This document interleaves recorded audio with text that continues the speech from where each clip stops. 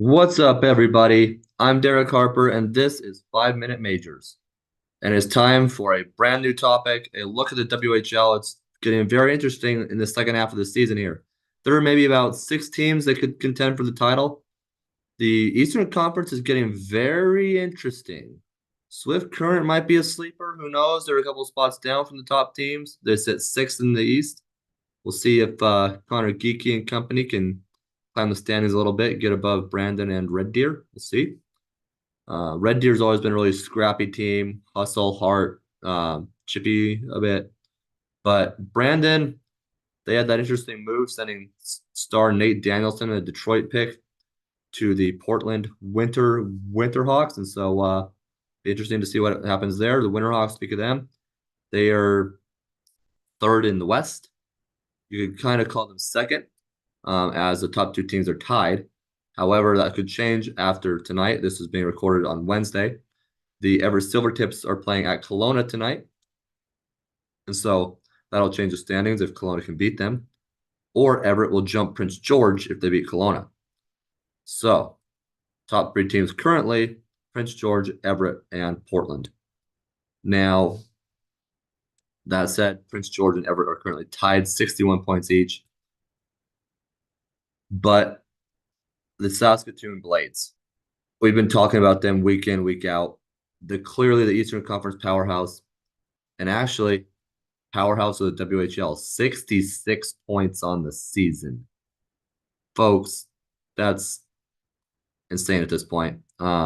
Obviously, Winnipeg ran the table last season, big time, but ended up falling to the Seattle Thunderbirds in the WHL final. So Saskatoon's incredible point streak right now may mean nothing by the end of the finals. Maybe Everett or Portland or Prince George will take them out. Who knows? But it'll be interesting because Portland and Everett, they played the team. They don't really have any one star. I mean, there's quite a few big players, I would say, but they all have NHL picks on both sides there, Portland and Everett. Prince George does too. But it'll be interesting to see what comes down the stretch. I think the Western Conference, the top two, three teams are easier to kind of figure out how it's going to shake out than really the East. The West, like I said, is Prince George and the Winterhawks and really Everett. But the East is very interesting because you saw Swift Current make that deal with the Wild to get Connor Geeky, but yet they're sixth in the East. So we're going to see what happens there. But Matthew Savoy and company with Moose Jaw, they are clearly in contention along with others. It's going to be very interesting to see how that shakes out. Matthew Savoy has been putting up insane numbers. He has, in the amount of games, he has a ton more points than he does than the amount of games rather that they played. So it'll be very interesting to see how that shakes out. But as we go into this weekend, those are the big matchups. All the leagues play on the weekend, it seems. All the big games.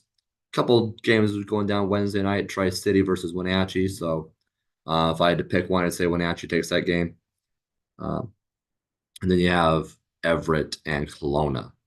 Everett and Kelowna game, I'll be keeping an eye on to talk about next week because of the standings and how those will shake things out, as well as this coming weekend. It's a very exciting time in the WHL, Major Junior, really, with all the big games going on. And I feel like this year is almost bigger than past years in the amount of stars the WHL has seen, the talent this year.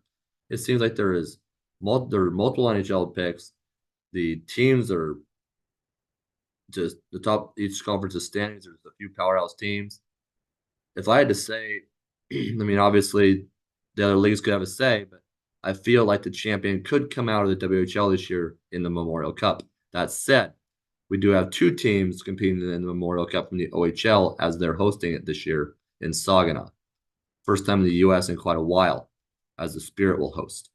So you're going to have the league champ and the hometown Spirit. So it'll be very interesting to see. But it seems like with the powerhouses in the WHL this year and just over the past few years that we'll see. But a lot of the things in the past is that WHL teams will go to the Memorial Cup, they'll do decently well, but then they'll fall short to like the QMJHL champion. And so that's just how things shake out at times. But the Halifax Mooseheads, they seem to be that, I won't say dynasty, but seem to be like a powerhouse that sees success almost every single year, it seems.